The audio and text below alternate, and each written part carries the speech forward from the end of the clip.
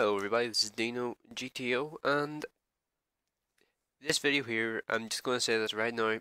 I'm not just doing this because Quickie Baby did it. I had a video recorded and ready to upload already about this, but Quickie Baby's video literally came out yesterday as I was uploading it, so I just went, can't really upload that now, can I? Because if I do upload it, it's going to look like I just did because Quickie Baby did it. It's kind of annoying because I actually had that video recorded a couple of days ago and ready to upload. I just didn't have time to upload it. Didn't have the couple hours it needed to upload to YouTube. So yeah. So I scrapped that video and I'm making a new one so that I can reference the point that I'm making here. I did not just do this because Quickie Beep did it. I did have a video ready to go about this, but unfortunately Quickie Baby just happened to put his video out yesterday about this. But yeah, on to the actual video. This video is going to be focused on the main issues with the overmatching mechanics they are planning to introduce, along with the Swedish tank destroyers and heavies. This change is going to be devastating. You may not understand why initially, but hopefully by the end of this you will understand. What this is going to do is it's going to effectively make the 3 times caliber rule irrelevant. So if you have 40mm of side armor and a 122mm gun shot you, the 122mm gun would just go straight through it no matter what angle it was at. Now that sounds pretty logical, doesn't it? Because the weight of the shell would just be heavy enough to just go straight through it. That's how I always thought of it. Like if you think of a KV2 firing an AP shell into the side of into the side of a panther, no matter what angle that's at, it's probably going to go straight through because the shell weighs a few 100 kilograms. I would think. And it's moving at pretty high speed, so it kind of makes sense, doesn't it?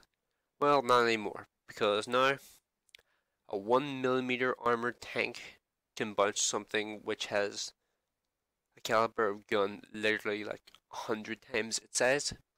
So you could be using the Scorpion, and yes, I did use this example in the video I made before, but unfortunately Quickie Baby has now embedded the video, and now it's going to look like I'm copying him again. But yeah, it has 1mm of armor, so if you took something like, say, a T-44 with a 100mm gun and fire at it, if it's at an extreme enough angle, it'll bounce of 1mm of armor.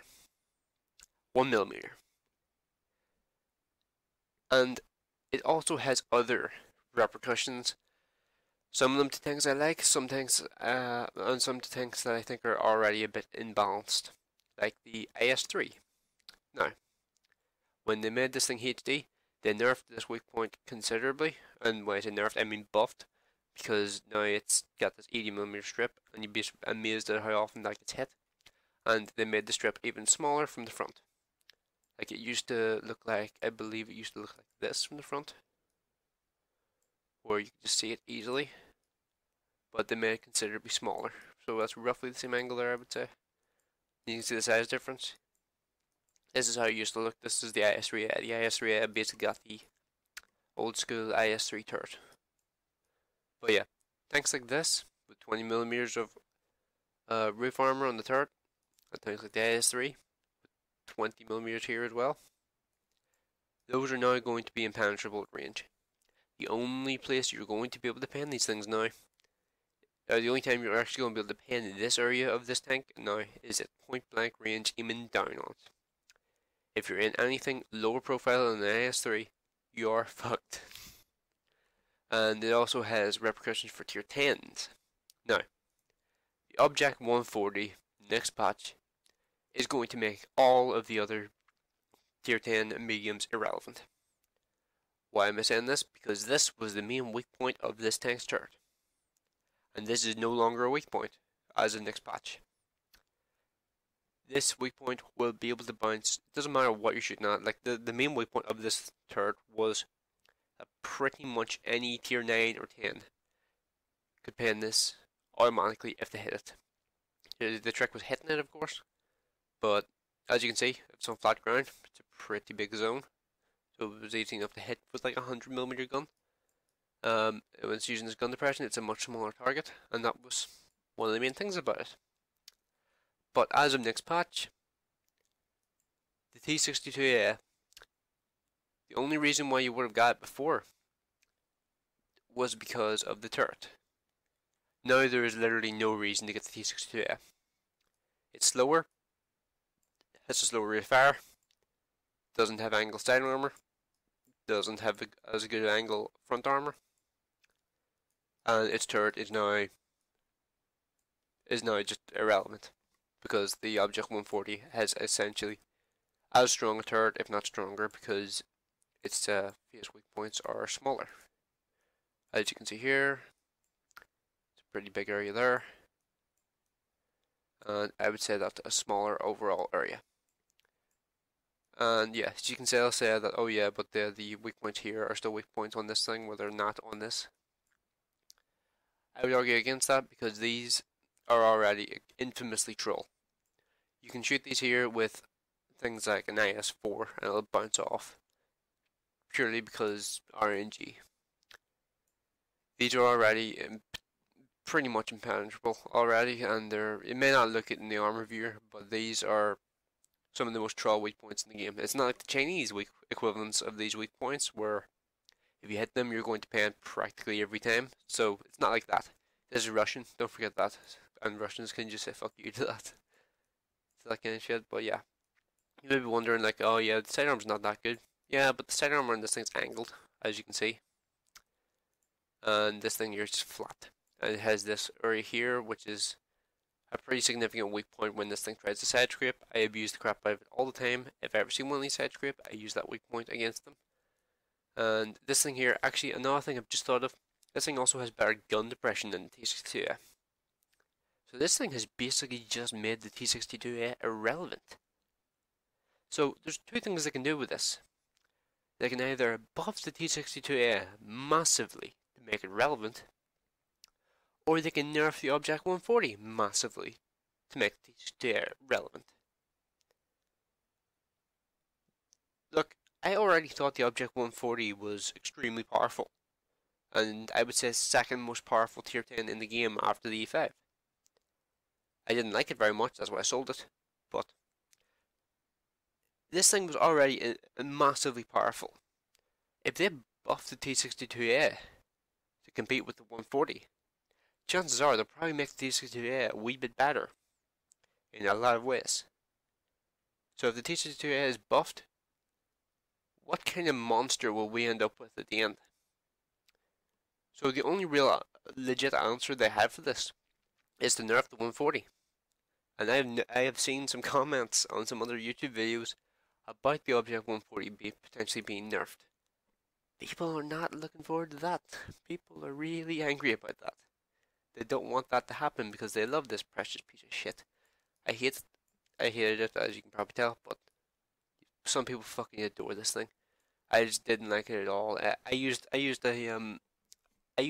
a crew which had 100% repairs, literally no other skills on it at all, and I could dominate games on my own in this thing.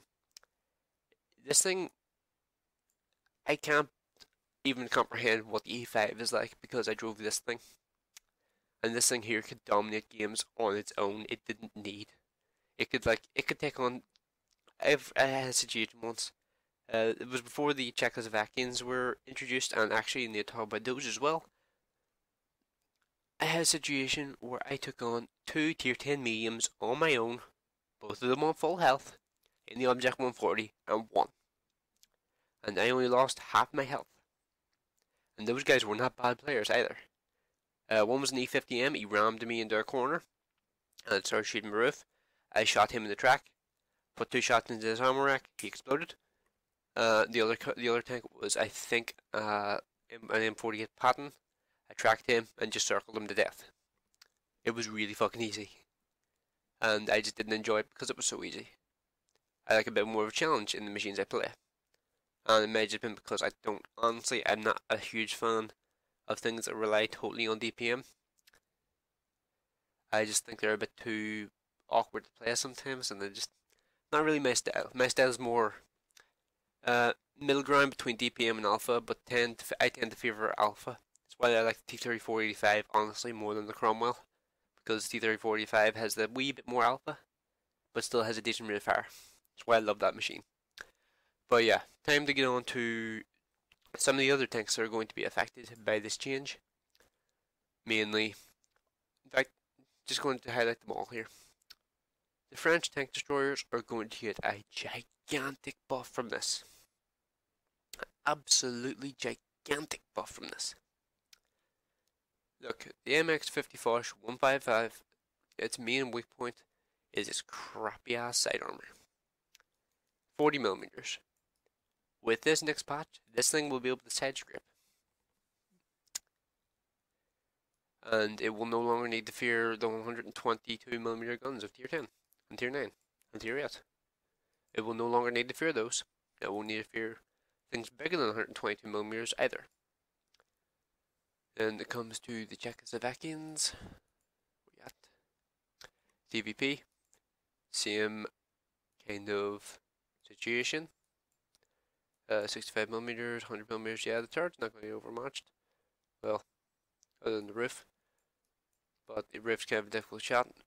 But this thing here also able to side scrape now because of this change. And here comes the most, well, I'm going to say a worrying change in the form of the tank destroyers. Let's look at this, and in particular this. Let's just look at this thing here. This thing here has 30 front armor. Do you really think the situation is not going to arise a lot more often where something is going to be shooting at this thing? It'll back up over a crest, it'll hit this here, and normally it would have just gone straight through and done like 400, 300 damage, whatever the heck, from whatever the heck hit it. This thing's actually going to be able to bounce some shots now off its upper front plate. This thing here, I don't think it really applies to this thing as much, but I can see the situation arising where this thing here, because it has a full turret, it can actually side scrape to an extent now, because it has 30 side armor. Previously, couldn't side scrape. And then there's this thing here, which worries me the most, honestly, because now people are just going to reverse around with this thing and back up, and just drive forward past ridges in order to get bounces off their ass armor, because the ass armor is where the angling is on this thing. The front armor has some angling, but not that great. The ass armor, though, is a lot better angled, and I'm betting people are going to figure out ways to abuse the crap out of this.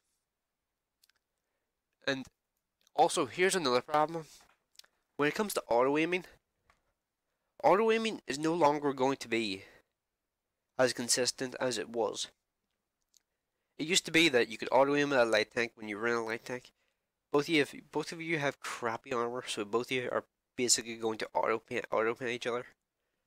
Now using auto aim is going to be risky as hell, because M41 Bulldogs and shit are going to have this happen as well, where you fire at the front armor, it'll bounce off, and because of that you lose the dogfight. And same with the WZ-132. The Chinese lights, I think, are actually going to get the biggest buff from this. This isn't really a buff to heavily armored tanks. This is more of a nerf to high caliber guns. Like, one of the main reasons why you would have a Jagdpanzer E100 was because of the alpha, and because it could overmatch pretty much everything, honestly. And that was one of the main benefits of this machine. Now, its caliber means basically nothing. Let's see, where is the WZ-132? I feel like that's probably the best example. See, there you are. Now, this thing has a 50 upper front plate, 25 side armor. Yeah, this thing here is going to have a lot of troll bounces now because of this change. It may not happen that often, but are you not going to get extremely mad whenever you fire at something that has pretty much no armor like this and get a bounce because of the change? I bet you would, as I don't think this change is worth the benefits that it will give to things like the Swedish tank destroyers. I'm going to actually just call out the main reason why I think they are putting this change in. This is the Chieftain Mark 6. a machine that has been sitting in the game files for a long time.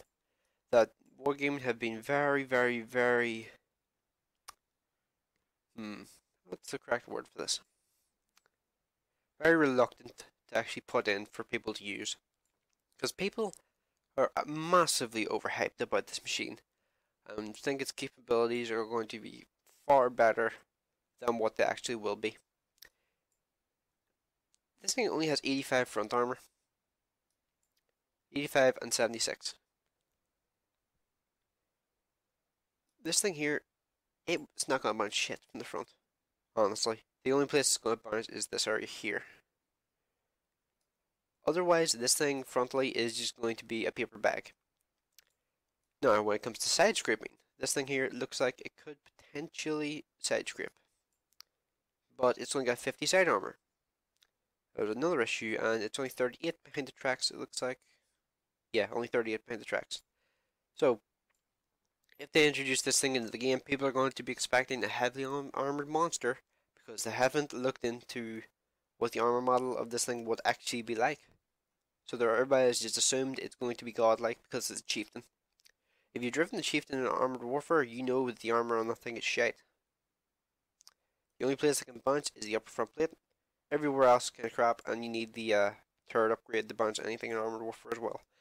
Yes, the turret is, or not turret, the ammo in Armored Warfare has way more pen than World Tanks, but this thing here, I think, is one of the main reasons, other than the Swedish tank destroyers, that they're trying to introduce this change. And I would, honestly, if it was me in control of that department, I would say cancel that change immediately because it's going to have a lot more repercussions than I think they realize. And I think those repercussions are going to potentially break the game.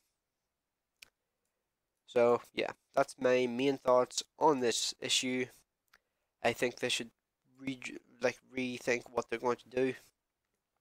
Maybe hold back the Swedish tank destroyers for a little while, even though that's the line I've been most excited for in a long time. Like, I haven't really cared about the last few lines they've introduced. Czechoslovakian mediums interested me for a while. Then I got to the T-34-100 and just kind of went, I don't like this thing very much. And yeah, the Tier 9 and 10 I know are godlike, but T-34-100 just kind of killed my enthusiasm for the line. It's not a bad tank, but it's just so awkward. It's so awkward to play. It's so slow. If it had a decent engine, it would be alright, but yeah. The Swedish tank destroyers are probably the most interesting line they have introduced in a long time. Because they're bringing a whole new mechanic to the game that could potentially be used for other machines that they could potentially put into the game. It could also be a thing that could use for the STB-1, I believe. Yeah, I believe it had like a hydraulic suspension. I don't think the E25 would get it. I don't know if that thing had a pneumatic suspension. But I know the E10, the E25's little brother, would have had sort of a pneumatic suspension. So that could be a machine we could finally see in the game because of these changes, because of that addition to the game. But I don't think the overmatching change is a good idea. I think, honestly, I thought they should change it so that overmatching was more of a factor in the game. So I was thinking instead of the 3 caliber rule, maybe a 2.5 caliber rule. Instead of the 2 caliber rule, maybe a 1.5 caliber rule. But yeah, it looks like they're going the entirely different direction from what I thought. And yeah, this is just kind of showing you like how little of a difference this is going to make, really. Yeah, you're getting 4 degrees extra by using a higher caliber gun. One of the main benefits of a high caliber gun used to be that you could just be more reliably pen stuff. Yes, it does mean that shit like tier 10 artilleries firing AP, one of the worst features of the game right now, because those things are so fucking retarded. I hate, and this is a wee side rant, I hate people who fire AP in artilleries. You should fire HE because it's going to do some damage if you land near. Firing AP and missing like 5 shots in a row is fucking infuriating. I had that happen the other day where I was in the tank, I was holding off like 4 enemy tanks on my own, and artillery started firing AP. I was fucking raging. because the guy just kept firing epi, and did no fucking damage that game. He did zero damage that game. We still won. He did zero damage, and I was fucking flaming. Because I could have survived if the fucker had just fired AP, or HE. Because he could have done some damage. Because I saw he hit a T-57 heavy at least once and bounced off because he hit it at a bad angle. If he hit him with HE, he would have took off half his health easily. I think it was an Object 261 or something like that. I can't remember off the top of my head, but it was one of those kind of arties. But yeah, that's a wee side rant, and yeah, I'm just gonna bring it into this video because it's going on a bit longer than I intended to. But yeah, let me know, what are your opinions on this. Do you think it's going to break the balance of the game because things like the Russians are just going to get huge buffs for this? And yeah, just give general opinions. Let me know. I'm kind of curious because I think this could potentially break the balance of the game. But yeah, thanks for watching. I will see you in the next one.